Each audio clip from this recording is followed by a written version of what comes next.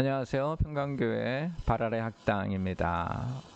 자, 오늘은 연구야 놀자 바라의 학당의 8과정 중에 첫 번째 과정이고요. 기본 과정이면서 기초 과정이면서 가장 중요한 과정입니다. 교회를 다니는 이유, 또 신앙을 갖게 되는 이유에 대해서 공부하는 것인데요. 연구야 놀자라는 제목으로 공부합니다. 자, 오늘은 일과 왜 믿는가에 대해서 우리 같이 공부하도록 하겠습니다. 자, 그 전에 먼저 우리가 이제 알아야 될 게 목적을 알아야 되는 이유가 있는데요. 목적을 왜 먼저 알아야 되는가? 오늘 제목이 왜 믿어야 하는가부터 시작하기 때문에 그렇습니다. 자, 지금 여기 두 가지 복장을 제가 보여드렸는데요. 정장과 등산복이죠. 만약에 여러분들이 외출을 하신다면 적합한 복장은 어느 것일까요? 네. 만약에 산에 간다 그러면은 등산복을 입어야 되겠죠. 설교자라고 하면은 정장을 입는 것이 조금 더 적합할 것입니다. 자, 제가 왜 이야기를 하냐면 우리가 어떤 옷이 더 적합한 복장이냐라고 결정할 때 그 기준은 뭐냐면 그날 외출의 목적이에요. 네. 그래서 목적은 무엇이 되냐면 기준이 됩니다. 목적을 알면 무엇을 해야 될지, 여기서 지금 목적을 알면 어떤 옷을 입어야 될지 알 수 있듯이 목적을 알면 무엇을 해야 될지, 무엇이 옳은지. 네. 산에 가는데 이렇게 입고 나오면 잘못됐다고 말하겠죠.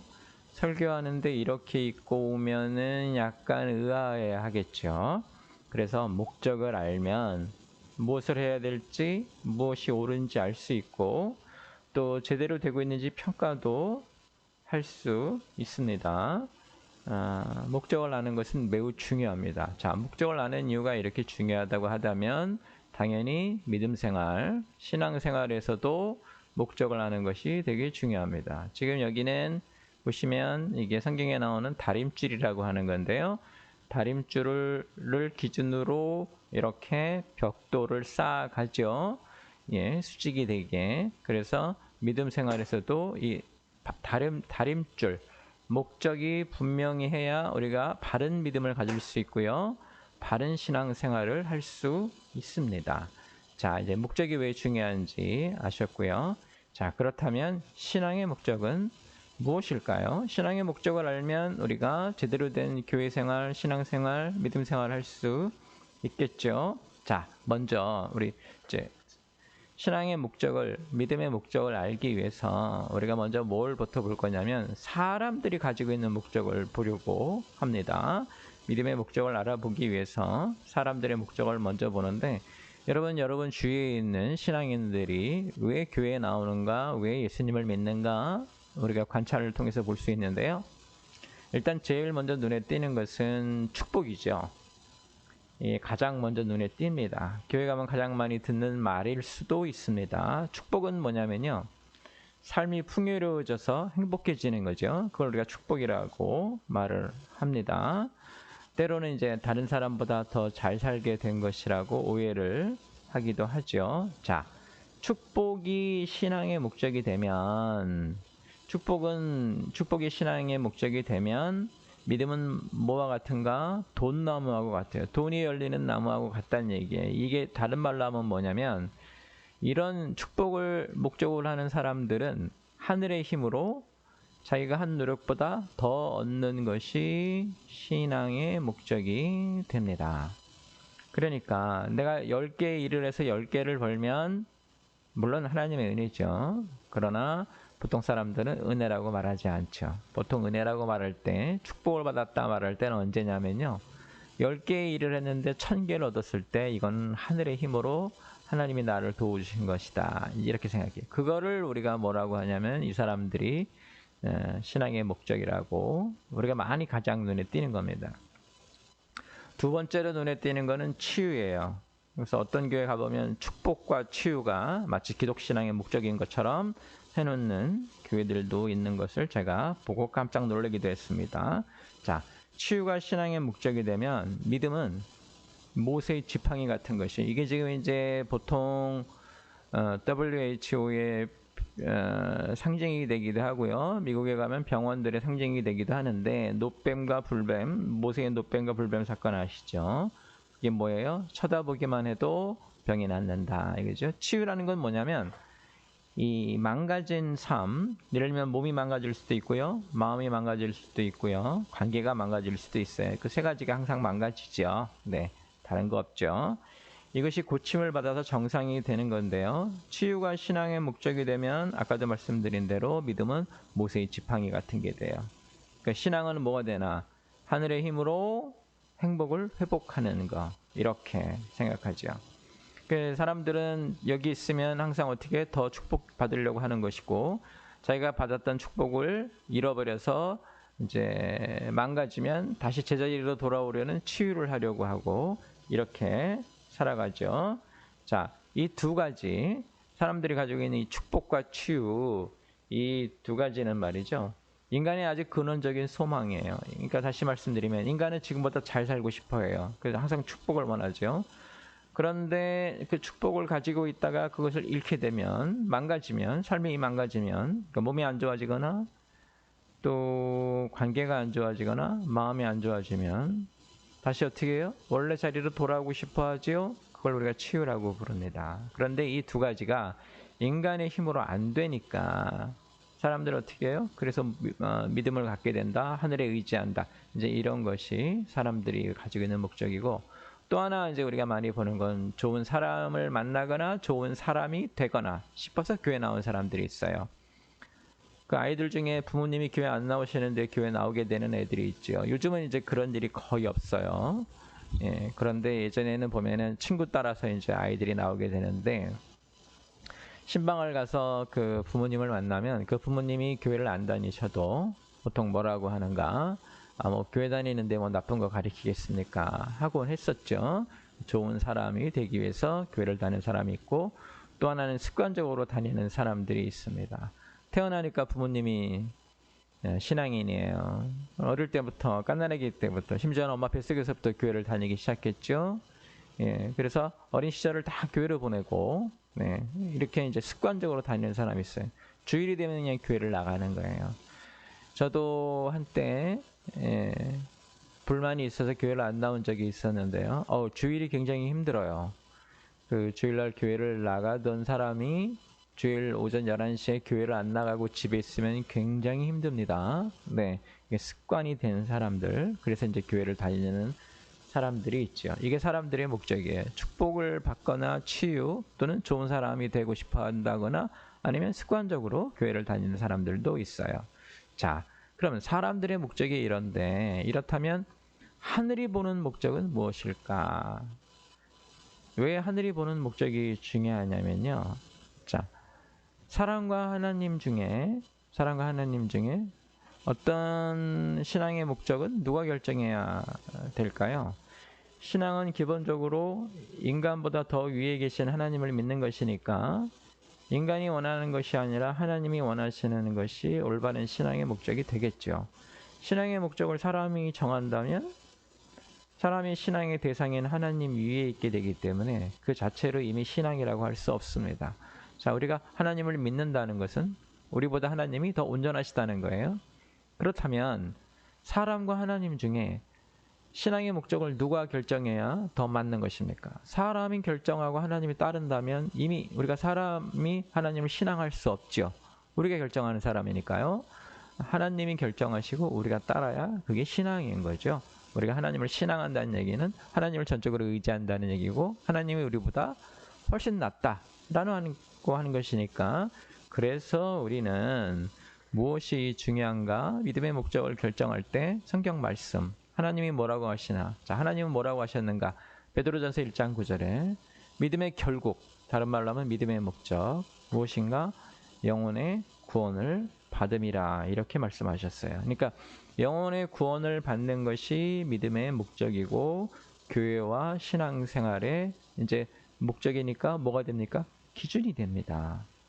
여러분이 교회를 다닐 때 교회가 제대로 된 것인지 내가 지금 하고 있는 일들 예배나 기도나 찬양이나 선행이나 그 모든 것이 제대로 된지 어떻게 보는가 이 기준으로 봐요. 영혼의 구원을 받는 것을 우리가 신앙의 목적으로 삼고 있는가? 네, 이 교회가 잘하고 있는가? 그건 영혼의 구원을 교회가 추구하고 있는가? 이런 거로 결정할 수 있죠. 이 목적을 알기 위해서 믿음의 목적, 영혼의 구원을 알기 위해서 이 영구야 놀자는 어떻게 공부할 것인가, 영혼이란 무엇인가를 먼저, 왜? 영혼의 구원을 받는 게 믿음의 목적이니까 일단 영혼이 무엇인지 알아야 되죠. 그 다음에 구원이 무엇인가 알아야 합니다. 세 번째, 받는데 어떻게 받는 것인가, 요 세 가지를 익히고 나면 이제 우리가 오늘부터 시작하는 이 영구야 놀자, 영구야 놀자는 영혼 구원하 놀자의 줄임말이에요. 그래서 영구야 놀자는 영혼 구원하 놀자. 왜 놀자라고 하냐면 쉽게 친숙하게 하자라는 의미가 있고요. 또 하나 의미가 있어요. 영구 아시죠? 영구가 뭔지. 바보를 말하죠. 네. 믿는 사람의 도가 믿지 않는 사람이 볼 때는 어리석어 보여요. 그래서 우리가 그 어리석음을 공부하는 거예요. 믿는 사람은 도대체 무엇을 믿는 것인가? 이렇게 공부하기 때문에 그렇습니다. 자, 제가 여기까지 설명을 드리면 당연히 떠오르는 질문이 있어요. 그게 뭔가 하면, 그렇다면 축복과 치유는 어떻게 된 것인가? 이게 원래 하나님의 약속 아닙니까? 성경에 나와 있죠. 자, 교회들이 일부러 지어낸 말이 아니잖아요. 성경에 하나님이 우리를 축복해 주시고 하나님이 우리를 치유해 주신다라고 약속하셨고 실제로도 그런 일을 하셨고 예수님도 그렇게 하셨어요. 그러니까 이게 하나님의 약속 아닌가. 왜 축복과 치유는 마치 잘못된 것처럼 사람들이 원하는 것처럼 말을 하고 온전한 신앙의 목적은 영혼의 구원뿐이라고 말을 하는 건가, 이렇게 얘기할 수 있는데요. 예수님께서 그거에 대한 답을 주십니다. 이제 사람들이 자기를 찾아와서 축복을 소망하는 사람들에게 예수님이 이렇게 말씀하셨죠. 무엇을 먹을까, 무엇을 입을까 걱정하지 말라. 그것보다는 어떻게 먼저 그의 나라와 의를 구하라. 이렇게 말씀하셨죠. 이 먼저라는 말 때문에 이제 우리가 무엇을 하냐면 우선순위의 문제라는 것에 대해서 생각해 봐야 됩니다. 하나님의 나라와 의라는 영혼의 구원이 먼저이고요. 인간이 소망하는 축복이나 치유는 구원 후에 받는 것이다. 이렇게 이제 얘기가 되는 거죠. 그러니까 축복과 치유를 구하는 게 잘못이 아니고요. 영혼의 구원보다 먼저 구하는 것이 잘못된 거예요. 우선순위가 잘못됐다고 말을 한다, 이 말입니다. 자, 우선순위에 대해서 좀 얘기를 해볼까요? 우선순위라는 건 어떤 것인지. 자, 어떤 사람이 암에 걸렸는데요. 위암이라고 합시다. 흔한 것이니까요. 우리나라에 많죠. 위암에 걸린 사람이 이제 진단을 받았더니 위암이다. 수술을 받아야 된다. 그래서 제일 유명한 의사한테, 사람이 그렇죠. 암에 걸리면 좀 제일 잘하는 사람한테 가보고 싶죠. 갔더니 몇 개월을 기다려야 된대요. 우리나라는 그런 경우가 있습니다. 워낙에 위암 환자가 많기 때문에 그 의사에게, 그 잘하는 의사에게 받으려면 몇 개월을 기다려야 된다. 기다릴 수 있죠. 위암은 이렇게 빨리 진행되는 것도 아니고 좀 기다릴 수 있는 여유가 있어요. 이 사람이 이제 기다렸다가 드디어 시간이 돼서 이제 다음 주에 수술을 받아야 되기 때문에 그 전주에 가서 검사를 받는데 나가는 길에 서둘러 가지고 발목이 삐었어요. 발목에서 탱탱 부어오릅니다. 굉장히 아픕니다. 걷지도 못하고요. 가만히 있어도 아파요. 자, 의사를 만났습니다. 의사가 묻습니다. 어디가 아프십니까? 어디가 아픕니까? 발목이 아픕니다. 그죠? 위암은 증상이 나타나기 시작하면 굉장히 발전이 된 것이지만 때로 그렇게 평상시 안 아플 수도 있죠. 이 의사가 물어보기를 어디가 아프냐라고 했을 때 진짜 발목이 아프죠. 발목이 아프죠. 그래서 의사한테 발목을 고쳐달라고 한다면 여러분 어떻게 생각하시겠습니까? 어리석은 거죠. 암을 고쳐야죠. 그죠? 발목이 아니고요. 물론 지금 아픈 건 발목이에요. 삶을 괴롭혀요. 그런데 정말 먼저 이런 그 암 전문 의사가 어디가 아프냐고 물어봤을 때 암이 있다고 말을 해야 되죠. 이게 삶의 우선순위예요. 이거가 먼저 중요해요. 얘를 먼저 고쳐야 돼요. 물론 시간적으로는 얘가 먼저 고쳐질 수도 있어요. 그런데 우리의 삶이 모든 그 우선순위가 어디에 집중해 있어야 되냐면 암에, 생명을 위협할 수 있는 암에 집중하고 있어야지 여기에 집중하면 안 되죠. 그렇다고 이걸 무시할 수도 없어요. 영혼의 구원과 축복과 치유가 이렇게 차이가 나요. 가장 중요한 영혼의 구원부터 해결이 되고, 또는 시간적으로는 나중에 되더라도 이것이 우리 삶의 목적이 되어야 되고요. 그 다음에 이것은 그 후에 또 그 전에 하더라도 그 다음 순위로 와야 되는 거예요. 이 순위가 바뀌면 누구나 그렇게 말을 할 거예요. 어리석다고. 위암에 걸려서 위암을 고치러 간 사람이 그 유명한 의사에게 발목 좀 고쳐달라고 한다면 정말로 어리석은 거예요. 그래서 축복과 치유를 먼저 우선순위로 내놓는 것은 매우 어리석다. 그리고 목적에도 맞지도 않다라고 말씀을 드릴 수 있습니다. 자, 왜 영혼의 구원이 우선순위일까요? 왜 삶의 우선순위에 영혼의 구원이 가장 중요할 것인가요? 하나님은 우리들에게 뭐라고 말씀하셨냐면요. 보이는 것은 잠깐이고 보이지 않는 것은 영원하다고 말을 하셨어요. 보이는 것, 이 나무로 비유하면 이 보이는 것은 잠깐이고요. 이 초록색 잎사귀들은 한철이 지나면 모두 사라질 것입니다. 보이지 않는 것, 이 뿌리가 되는 것, 이것은 영원하다. 이 나무의 생명을 계속 유지하는 것이다. 이것이죠. 보이는 것은 이 땅의 삶을 말하고요. 네, 이렇게 보이는 건 이 땅의 삶을 말하고, 보이지 않는 것은 영원한 영혼의 삶을 말합니다. 이 영혼의 삶을 땅의 삶에 견주어서 하늘의 삶이라고도 우리가 보통 말을 합니다. 자, 인간에게는 이렇게 땅의 삶이 있고요. 또 하늘의 삶이 있어요. 보이지 않는 영혼의 삶이 인간의 삶의 전체이고요. 보이는 땅의 삶은 삶의 한 과정이고 부분일 수밖에 없어요. 안 보이는 이 뿌리가 나무의 생명의 근원이듯이 하늘의 삶은 땅의 삶의 근원이에요. 삶의 우선순위에서 가장 중요할 수밖에 없죠.